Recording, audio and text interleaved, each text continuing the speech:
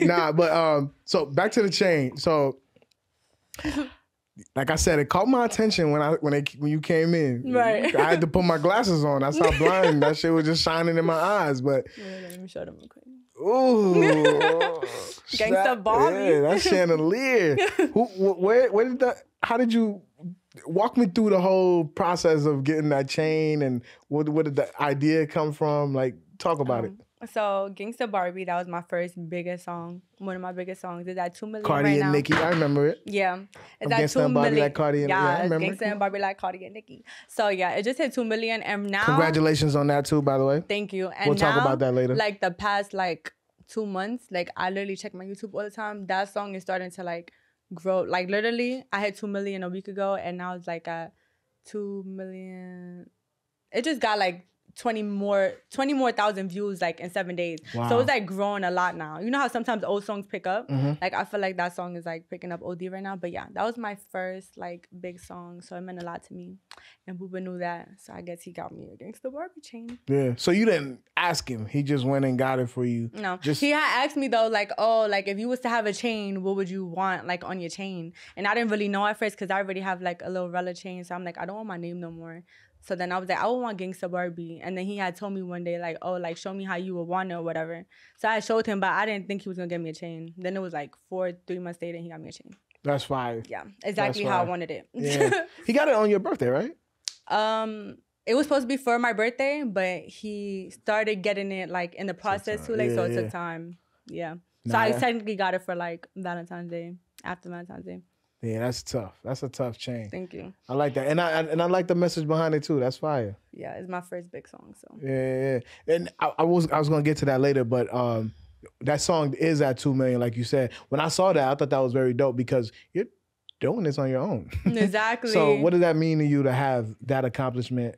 Doing this shit by yourself. Nah, it means a lot because I like how you said I literally don't have no label behind me. I don't have no I don't have a big team. It's literally just me, like you said, with the marketing ideas, doing all this stuff, my music videos, my outfits, directing my music videos. I literally do mostly everything by myself. So it's it kind of feels better when you know that you got yourself to where you are now. Nobody could come here and be oh, you're here because of me. Mm-hmm.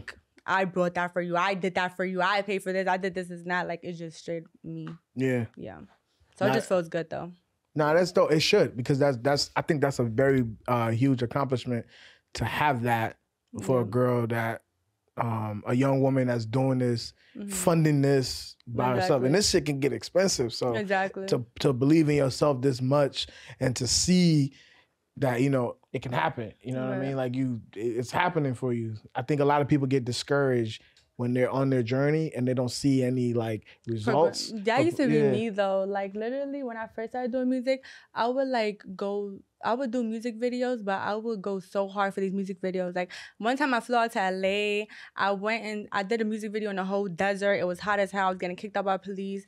Then I did a music video I did some Airbnb shit it was a lot of shit going on just for one music video. All my music videos, it used to be not 10 different scenes, but 5 different scenes. I used to have to get so much shit together, fly here, fly there, fly there. And all those videos wouldn't do nothing for me. You know what I'm saying? It wouldn't get out there. I wouldn't get the exposure that I thought that it would get. So all that work I was putting into it and keep on dropping shit and not seeing nothing, I used to be yo, what the fuck? What the fuck is it gonna take? What do I have to do? All right, let's pause here because I just want to quickly add on to what Rella is saying. See, Rella put a lot of effort into her music, but at first, not many people noticed. Even though she felt discouraged, she didn't give up. She kept working hard every single day, getting better at what she loved. Eventually, her persistence paid off. Now, millions and millions of views later, Rella's music is reaching more and more people, showing that never giving up is what helped her succeed. That's what I wanted to add. Whatever you got going on that you believe in, never give up. All right, let's get back to the show. So I just kept going. Nothing stopped me. I was I'm gonna just keep on going, keep on going. I'm gonna keep being consistent. I don't give a fuck. Something's gonna happen. Yeah. And I literally used to just manifest shit I just believed in myself. Yeah. And now I'm happy that I never was fuck this shit. I'm just getting 2K views, fuck this shit. Yeah. Because if I would have did that, I would have never had everything that I have now. So Nah, that's important for a lot of the artists that's coming up to know that too, because like I said, it does get discouraging. And like you said, like when you going through that, you getting the 1K views, you're like, what am I doing wrong? And you putting so much work into it. You're like, what am I getting wrong? And it's like one day, so it could change, but you got to keep going. So I like that. And now you've thousands and thousands of views later. Exactly. That's your first million view, right? Or 2 million views. Yeah. I thought you had another song that hit 1 million views. Or am I tripping? I have songs that are like at 900 something. Yeah, not at 1 million. Yeah. Okay. But that was the first one. Yeah. Okay, that's dope for you to see that, because it is possible. You can do this. I think a lot of people think to be able to reach those heights, like you need like the label or some type of big people behind you, but you really just need yourself, your dedication, your hard work, and smart ideas. Exactly. That's it. And you just gotta keep on dropping music until one of them just go. And use the internet like you do. Like you use the internet so well. And that's what I want to stress in this interview, is just the power of the internet, because you figure it out.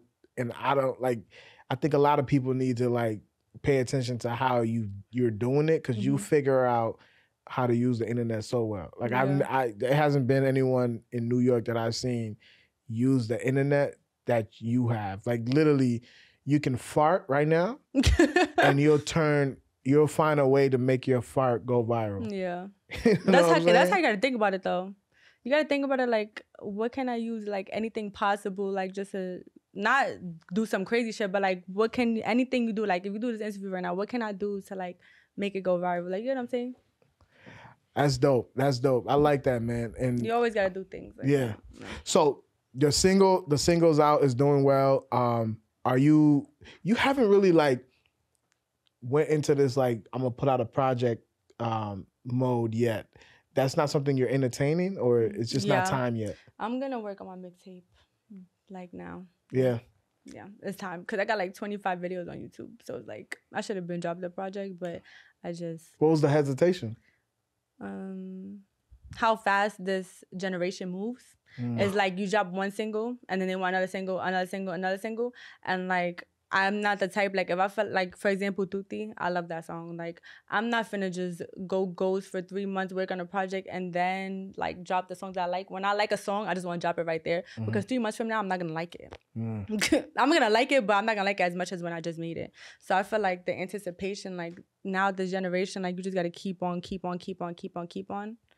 or they would kind of like forget about you. Yeah. But sometimes it is good to like go low key, work on your project, like I should as an artist, and then pop back out. You know, doing it by myself is hard. So it's like, no, for sure. Let's stay right there real quick. You know, Curly Sav, I was talking to Curly Sav, and he mentioned something similar. He was talking about how he feels like sometimes you gotta like disappear so people can appreciate you more.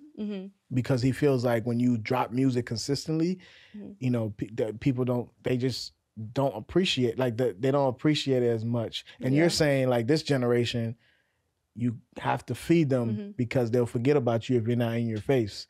Is there a way to kind of do both?